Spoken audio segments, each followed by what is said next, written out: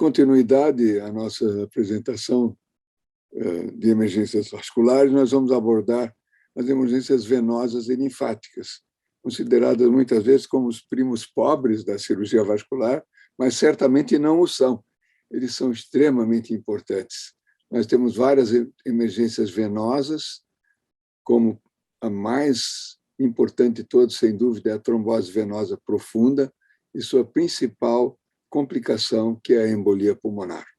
A trombose venosa profunda pode ocorrer em praticamente todos os segmentos do corpo humano, sendo que a mais grave e a mais frequente é aquela que envolve os vasos abdominais pélvicos dos membros inferiores. E, finalmente, vamos também falar sobre as emergências linfáticas, sobretudo as linfangites e as erisipelas. Então, a trombose venosa profunda, que aqui também tem a colaboração do Dr. Daniel Leal, é uma das patologias médicas mais prevalentes. É a terceira doença cardiovascular mais comum. O seu diagnóstico parece precoce, fundamental, evitando complicações, como o tromboembolismo pulmonar, descrito por Virchow em 1856, aqui vocês veem o desenho original do trabalho dele, né? E aqui esse trabalho de Hatfield, de 1950, mostrando a progressão do trombo dentro da veia desde o iniciozinho, uma cúspide valvar, e aqui nessa figura de Linton, de 1973, em que um trombo silencioso, um paciente sorridente, pode se transformar, você vê aqui o grande trombo flutuante dentro da veia femoral, e para a maioria dos colegas que não têm experiência ou vivência de tratar esse tipo de problema, os trombos atingem dimensões enormes. O maior trombo que eu já retirei de dentro de um ser humano tinha 1,25 m. Ele começava no pé e terminava na veia suprahepática. Isso não é comum, mas isso é possível. Então, imagine um trombo desse tamanho aqui, que tem 40, 50 centímetros, se deslocando, soltando-se da veia poplítea e encalhando dentro da circulação pulmonar, causando uma embolia pulmonar, certamente e provavelmente fatal. Os fatores de risco para o tromboembolismo venoso são muitos. Eu não vou aqui mencionar todos, né, mas isso aqui vai ficar gravado para vocês. E aqui é uma figura ilustrativa, enquanto nós falamos sobre isso, como nascem os trombos. Então, a mobilidade reduzida, a idade, quanto mais velho o paciente, maior a possibilidade de desenvolver embolia pulmonar, história pregressa, história familiar, o uso de pílulas anticoncepcionais, gravidez puerpério, cirurgias recentes, qualquer cirurgia, sobretudo as que duram mais de meia hora, porque são a grande maioria das cirurgias, trauma, a presença de neoplasia, quimioterapia, todas as doenças clínicas que envolvem em que o paciente fique muito tempo deitado, viagens aéreas e assim por diante, vão fazer com que as plaquetas e as hemácias e a rede de fibrina vá se formando como esses ciclistas aí que vão se amontoando cada vez mais e levando à queda de todos os que vêm chegando. Então, o diagnóstico se baseia em 4 pilares fundamentais: na anamnese, no exame físico, nos exames laboratoriais, nos exames de imagem. Nas figuras, os senhores veem 4 casos típicos de trombose venosa de membros inferiores, nesse caso aqui, tromboses ilíaco-femorais. O alto índice de suspeição é fundamental para a solicitação dos exames fundamentais, dos exames complementares, né? E nós devemos pensar também que o exame clínico isolado tem baixa sensibilidade para o diagnóstico, sobretudo inicial da trombose venosa profunda.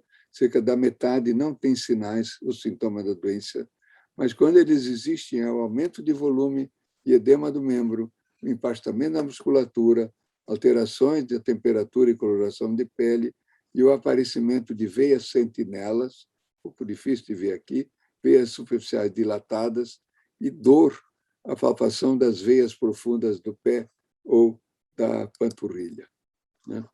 O exame com Doppler ultrassom de ondas contínuas, a maioria dos cirurgiões vasculares tem um aparelho desse na sua maleta médica, tem um valor, sobretudo quem sabe utilizá-lo de uma maneira específica, né? E a dosagem do dímero D, ela realmente veio ser um importante marcador da trombose venosa profunda. Ele é muito bom para afastar a TVP, mas o dímero D alto não é específico de trombose venosa. Dificilmente nós teremos uma trombose venosa com dímero D normal ou baixo. E, sobretudo, agora, nos tempos de Covid, o dímero D sobe de uma maneira incrível com o Covid, o que confunde muito o diagnóstico. Mas o dímero D baixo afasta praticamente a presença de trombose venosa. Aqui você vê um caso de gangrena venosa em paciente com uma neoplasia pélvica terminal, né? Então, a pesquisa de trombofilia e esses outros exames marcadores tumorais devem ser solicitados mais especificamente. Os exames que vão confirmar o diagnóstico, então, são o ecodoppler colorido do sistema venoso. O ecodoppler é muito bom para examinar os membros, ele não é tão bom para examinar o tronco, nem o abdômen, nem o tórax, obviamente. E aí entra em ação a angiotomografia computadorizada, que você vê da direita, aqui com esse caso aqui é uma flebografia, mas aqui é uma angiotomografia mostrando um trombo flutuante de cerca de 12 a 15 centímetros de comprimento dentro da veia cava inferior. E aqui a seta saiu um pouquinho de lugar, nós vemos que é um trombo que vem da veia ilíaca esquerda e adentra a veia cava inferior. O ecodoppler a cores é o principal exame a ser solicitado na presença de trombose venosa profunda, porque ele tem várias vantagens que estão listadas aqui e, sobretudo, ele confirma esse diagnóstico nas línguas das extremidades.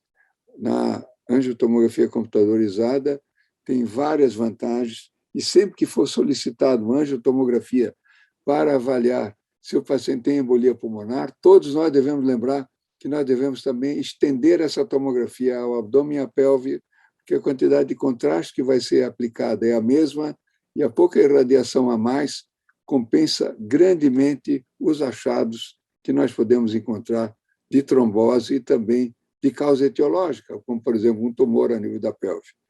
Esse é um quadro que eu não tenho tempo para discutir aqui com os senhores de uma forma específica, dentro do tempo que me resta, mas nós temos aqui que a anticoagulação é o tratamento básico da trombose venosa profunda sintomática. Outras indicações, como a cirurgia, o filtro de cava, trombólise, por exemplo, têm indicações muito específicas e que serão mais do território do especialista em decidir, né?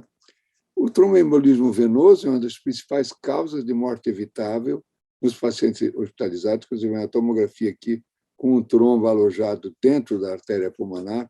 Aproximadamente 1/3 das mortes anuais por tromboembolismo venoso ocorre no período pós-operatório das mais variadas cirurgias.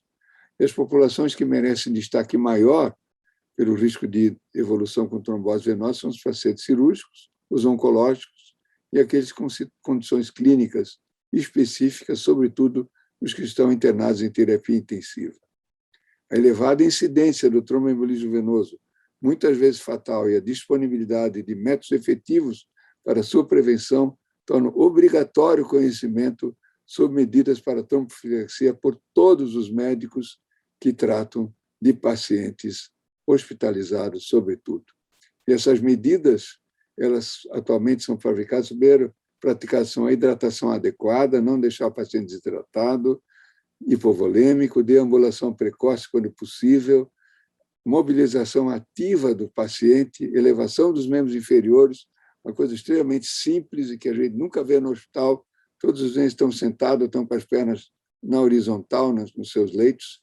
Utilização de meia elástica de compressão graduada, meias antitrombóticas, o dispositivo de compressão pneumática intermitente. É muito importante que nós tenhamos certeza que não há trombose venosa no paciente que vai usar esse tipo de dispositivo, porque senão ele vai também massagear os trombos. E medidas anticoagulantes reduzem a incidência do tromboembolismo venoso de 50% a 70%. Entre elas, além das acima citadas, estão as heparinas de baixo peso molecular e, menos frequentemente, outros anticoagulantes. É muito importante que as heparinas de baixo peso molecular sejam aplicadas da forma adequada, como nós estamos vendo aqui, tem que ser no sistema, depositadas no subcutâneo profundo, tem que ser dado um beliscão na pele para que a agulha realmente atinja essa região onde nós temos menos vasos, o que vai fazer com que a heparina vai ser lentamente absorvida e a dose normalmente é de 40 miligramas uma vez por dia, mas ela tem que ser adequada em situações clínicas específicas. Eventualmente, há casos que necessitam de profilaxia cirúrgica da embolia pulmonar. A ideia é antiga. John Hunter, um gênio inglês do século XVIII, já em 1784, ligou a veia cava inferior sem anestesia, né? Difícil de imaginar isso, né?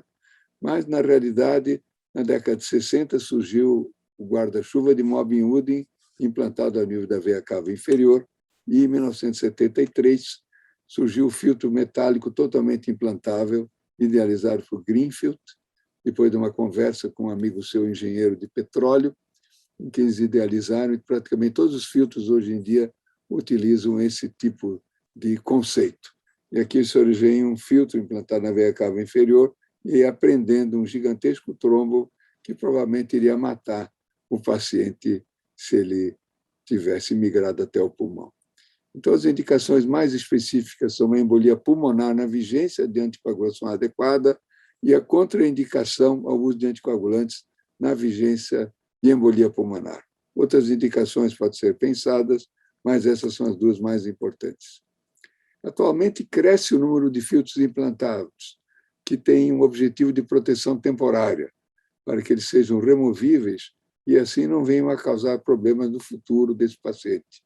Então, esses filtros removíveis, nós estamos vendo aqui 3 exemplos embaixo, o filtro removível, o filtro permanente no centro e o filtro conversível, eles são indicados quando há necessidade de proteção temporária ao tromboembolismo e, sobretudo, em pacientes jovens, que irão sobreviver e terão uma longa vida após esse procedimento tromboembólico e também no pré-operatório de procedimentos de trombectomia venosa. Abordando a última fase da nossa apresentação de hoje, as emergências vasculares linfáticas, conhecidas de todos, são as linfangites erisipelas e menos são fascistas e necrotizantes. Tem a colaboração do Dr. Esdras Lins, que é autor do capítulo sobre esse tema no livro Urgências Vasculares, que está no prelo. Então, a linfangite é uma inflamação da pele de qualquer região do corpo onde existam vasos linfáticos. Existe praticamente linfático no corpo todo. O caso mais emblemático da história do Brasil foi a flechada que Estácio de Sá, fundador da cidade do Rio de Janeiro, levou no seu rosto, uma flecha envenenada mandada pelos índios tamoios, com quem ele estava em guerra, e que desenvolveu uma linfangite de face que o levou à morte. Então, ela pode ser acompanhada ou não de infecção. Existem linfangites não infecciosas, como a linfangite carcinomatosa.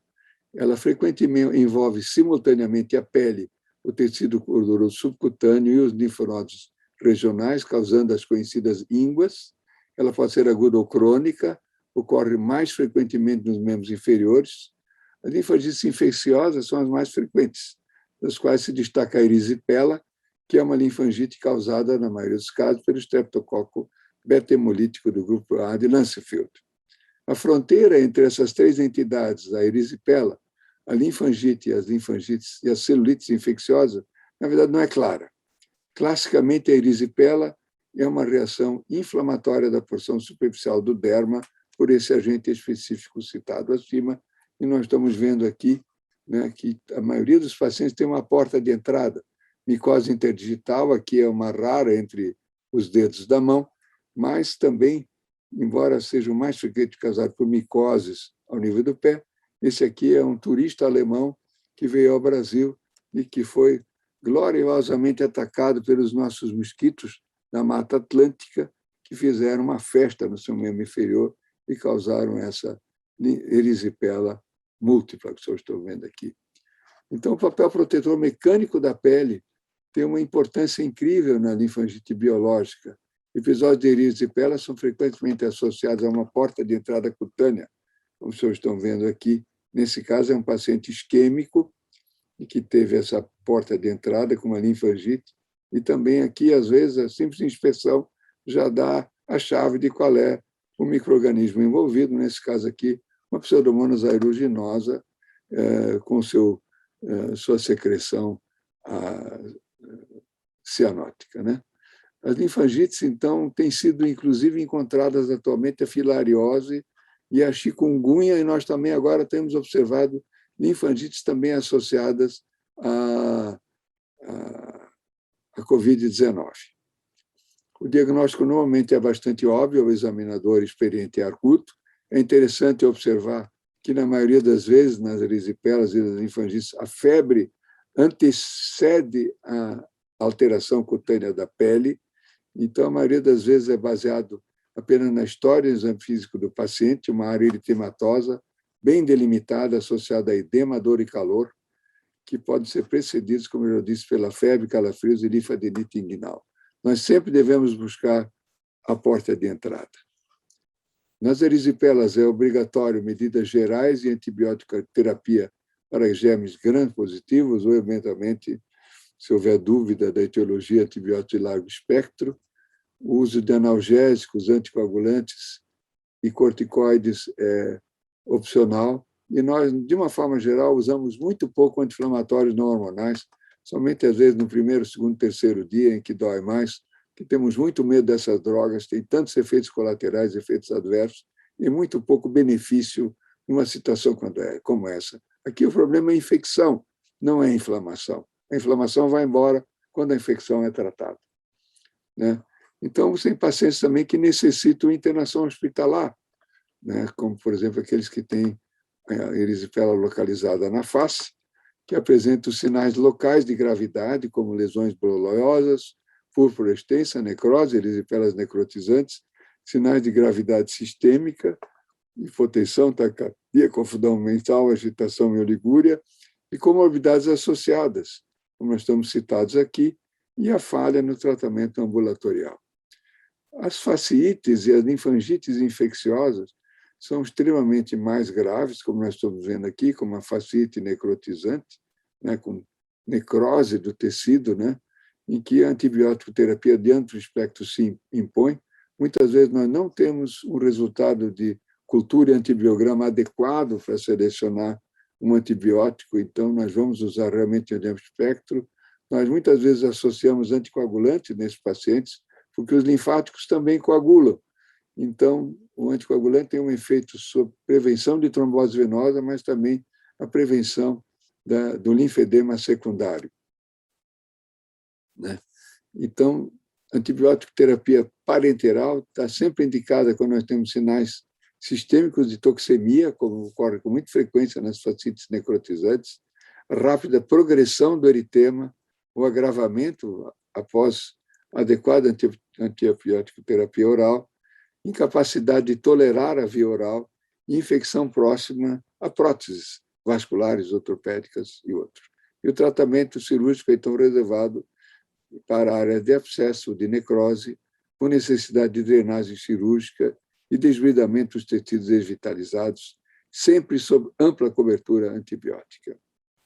A minha conclusão, depois desse putpurri enorme que eu falei para os senhores, e que espero que, pelo menos, tenha servido para abrir a mente de todos para a importância da situação que envolve as doenças vasculares, é uma citação de um palhaço. Todo mundo viu Patch Adams, que cuidava dos seus enfermos em um hospital. Ao cuidar de uma doença, você pode ganhar ou perder. Ao cuidar de uma pessoa, você sempre vence. Muito obrigado.